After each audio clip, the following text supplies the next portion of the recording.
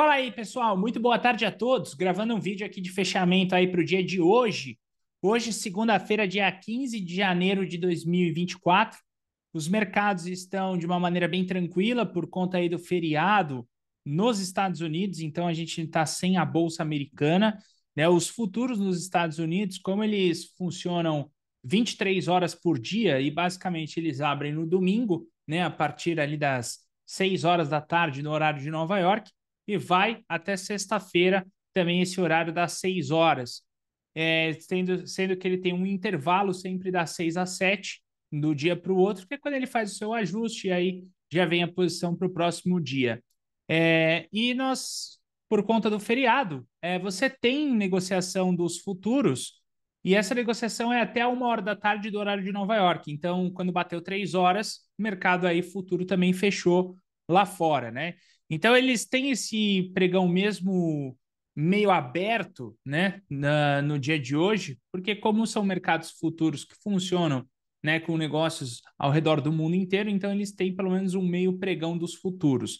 Mas o à vista não. O à vista está fechado e ficou fechado, então a gente tem um volume bem baixo do índice Bovespa no pregão do dia de hoje.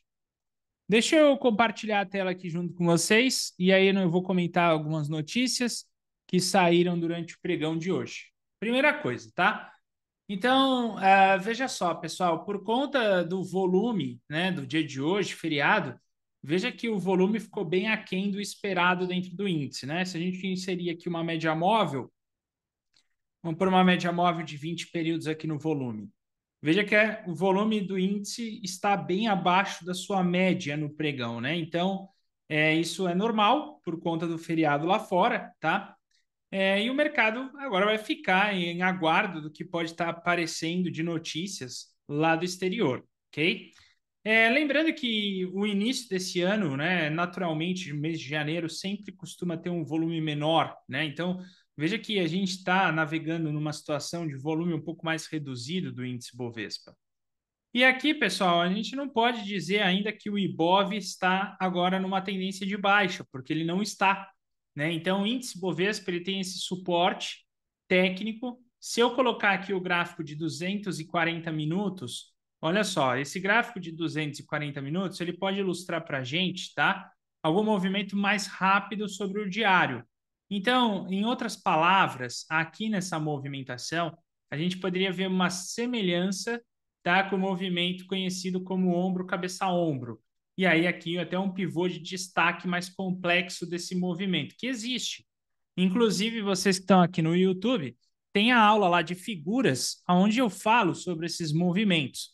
Então, eu marquei esse suporte aqui do índice Bovespa, tá, que fica aqui na região dos 129.780, como um ponto importante.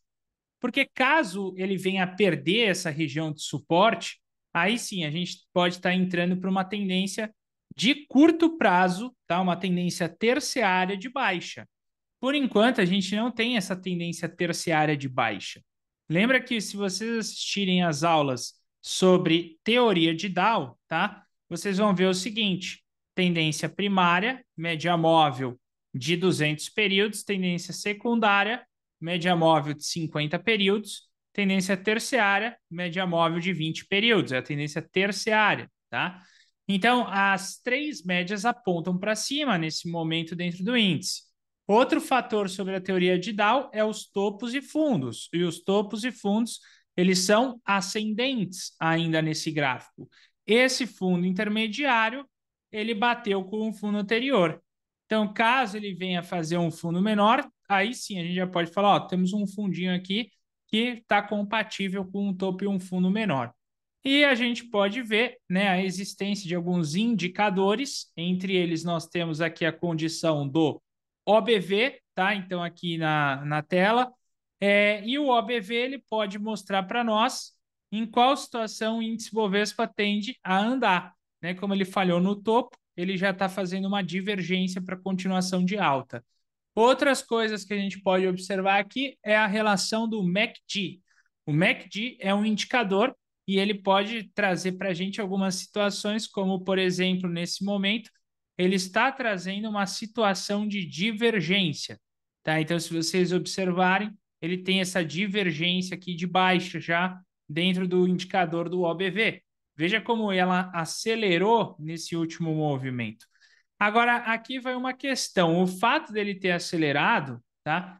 Quando ele retorna para alta, vai fazer com que ele suba agressivamente, né? Então, muitas vezes, ele pode estar até já num ponto de dizer, olha, essa correção está chegando no seu limite.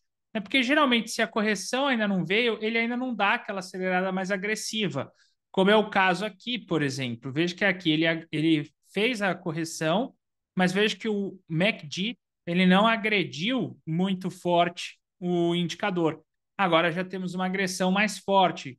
Podendo, assim dizer, tá, que em alguma circunstância o mercado nessa correção ele pode até voltar numa tendência para cima positiva. E a gente olha também a questão do IFR. O IFR ele passa a ser mais problemático quando ele está acima de 70 e abaixo de 30, certo? Então, eu vou posicionar aqui essas linhas só para a gente ter mais ou menos uma ligeira noção. Então, se ele estiver abaixo de 30 e acima de 70, ele começa a ser um pouco mais complicado. Nesse caso, ele está na região de 50, 55, ainda com uma curvatura negativa, mas ele pode chegar num nível, por exemplo, de deixar o mercado mais perto do sobrevendido e o mercado ainda assim não ter caído tanto. Então, a gente está num momento delicado do índice Bovespa e estamos esperando aí a próxima reunião do Banco Central para ver qual será o rumo aí do índice nos próximos dias, ok? Alguns destaques de notícias, tá? A gente teve notícia da Gol, que cogita pedir recuperação judicial lá nos Estados Unidos. Por que lá nos Estados Unidos? Porque lá, de certa forma, algumas empresas já fizeram isso e elas conseguiram se reestruturar, porque eles dão um prazo maior de reestruturação para a empresa do que no mercado brasileiro. Então, isso veio à tona no jornal no dia de hoje e as ações da Gol basicamente estavam despencando, né? Chegaram a cair mais de 12%, agora estão caindo 7,5%. De qualquer forma, o meu alerta para os alunos do Projeto 10% é se afastarem de coisas desse tipo, porque é muita volatilidade e a gente não sabe o que pode acontecer nos próximos pregões. Essa é uma das ações com principal destaque dentro do índice Bovespa, tá? E a gente ainda tem um mercado que se segura ali pelos bancos. Então, o Banco do Brasil, de certa forma, tem uma movimentação ascendente, né? Você vê que ele tem a terceiro alvo de FIBO ainda, topos e fundos de maneira ascendente. Então, isso, de certa forma, ainda está contribuindo para muitos movimentos, segurando dentro do índice Bovespa, que são os movimentos dos bancos, né? Então, o próprio Itaú, ele não está rompendo aquele topo dele aqui dessa tricky entry, que é o nome desse padrão, mas ele também não está caindo, né? Então, isso, de certa forma, ajuda. E nós temos também a Petrobras. Lembrando que Petrobras, tá, pessoal? É delicado o momento, isso por conta do petróleo, né? A gente está vendo lá a iminência de uma guerra mais forte ali no Oriente Médio, tá? Hoje os Estados Unidos soltou um sinal de alerta de perigo para quem navega ali sobre as regiões do Mar Vermelho. Então, a situação é de alerta, de risco grande, e isso pode rebater no petróleo e o petróleo disparar. Então, Petrobras ela tem sido atraída por alguns investidores nesse sentido, como até uma ação defensiva, no caso aí que o petróleo possa explodir para o lado positivo. Por isso que a Petrobras rompeu esse topo, está fazendo esse pullback e está na iminência aí de romper e alcançar os seus alvos positivos ali mais à frente, tá? Além disso, pessoal, a gente tem outras ações, obviamente, que a gente acompanha dentro do mercado. Eu vou passar essas ações no Morning Call amanhã, mas o mercado, ele, de certa forma, ele está ainda nesse passo mais cauteloso, né? Então, o mercado ainda está num ritmo de cautela, esperando a decisão de juros do mundo, porque esse é o que mais faz peso aí sobre o mercado financeiro. Falando um pouquinho sobre o índice futuro, para quem acompanhou o índice futuro no pregão de hoje, tá? Vocês devem ter visto que o movimento foi bem baixo dentro do índice. Mas ainda assim, a gente teve algumas notícias que corroboraram para esse sentido, tá? Na parte da manhã, para quem não sabe o que está acontecendo no mundo, nós estamos tendo o simpósio de economia em Davos. E isso daí acaba trazendo algumas perspectivas de como está a economia mundo afora. Tá? O Brasil não está participando, mas na Europa, a gente teve a participação do pessoal lá em Davos, e uma coisa que foi dita durante essa manhã é que a Europa provavelmente não está pronta para cortar juros. Então, a Europa provavelmente ainda deve permanecer com os juros como ela está, pelo menos até o segundo semestre. E aí, por conta disso, tá, a gente viu uma movimentação que acabou rebatendo de baixa, e como a gente está navegando hoje sem o mercado americano, isso acabou levando os mercados para baixo, porque o pouco que tinha de notícia era, pô, a inflação ainda não está pronta para conseguir fazer com que a taxa de juros caia. Logo depois, tá, pessoal, a gente teve uma movimentação aí um pouco mais atrativa do lado positivo depois de um relatório do Goldman Sachs. O Goldman Sachs soltou um relatório aonde ele disse que ele acredita sim que o mercado americano vai cortar os juros a partir de março. O primeiro corte vai vir dos Estados Unidos em março. O segundo corte vai vir da União Europeia, só que aí ela vem em abril, se eu não me engano, tá? Que é na reunião deles. E o terceiro vem no Reino Unido, que aí, no caso, é maio, tá? Então ele acredita que os Estados Unidos vai ser o primeiro, agora em março, a cortar as taxas de juros. E é claro que o Goldman Sachs é um grande banco e de forte impacto, um banco de investimento, e isso trouxe uma movimentação. Inclusive, isso daí aconteceu aqui próximo da hora do almoço, que foi quando vocês viram esse movimento mais agressivo dentro do mercado, mesmo trabalhando sem o mercado americano, ok? Veja só, pessoal, aqui no índice Bovespa a gente tem uma situação que hoje foi uma situação bem peculiar, porque o índice Bovespa no pregão de hoje a gente não viu a existência de um pivô clássico de baixa para a gente operar. Esse pivô que ele deixou aqui nesse fundo não valia, porque primeiro ele tinha aqui um martelo, que é um candle de reversão, e segundo, tá? Ele tinha caído várias barras seguidas. Então a gente tinha uma barra, duas de impulsão, três, quatro, cinco, pegando as barras que fazem novas mínimas. Seis, essa barra fez nova mínima, sete, 8, 9, 10. 10 barras fazendo novas mínimas dentro do pregão. Eu estou pegando as barras que fizeram e alcançaram novas mínimas. 10 barras fazendo novas mínimas. É uma impulsão forte. Então, essa correção não dá para dizer que é um pivôzão, tá? Então, a gente não tem esse contexto. E aqui a gente estava de olho para pegar um pivô de alta do Ibov, né? Basicamente daqui para cima. Só que a gente viu também que quando ele construiu esse pivô de alta, ele fez um pullback escondido aqui antes como uma trick entry. E o pullback mesmo clássico desse pivô, ele tinha um problema para nós operacional, que era o quê? Ele estava com o seu alvo acima da média móvel de 200 períodos. Acima da média móvel de 200 períodos, pessoal, não rola de fazer esse trabalho de trade, tá? A gente evita isso o máximo possível. Então, sempre evitamos alvos que ultrapassem, que tem que cruzar uma média móvel. Então, basicamente, até aqui a gente não tinha feito nada e viu que ele estava fazendo aqui um alargamento. Um alargamento num range, tá? Então, a gente não viu muita coisa para fazer dentro do índice. E agora que ele deu essa disparada monstruosa para cima, tá? Chegou a fazer aqui a produção de um Power Breakout na 9.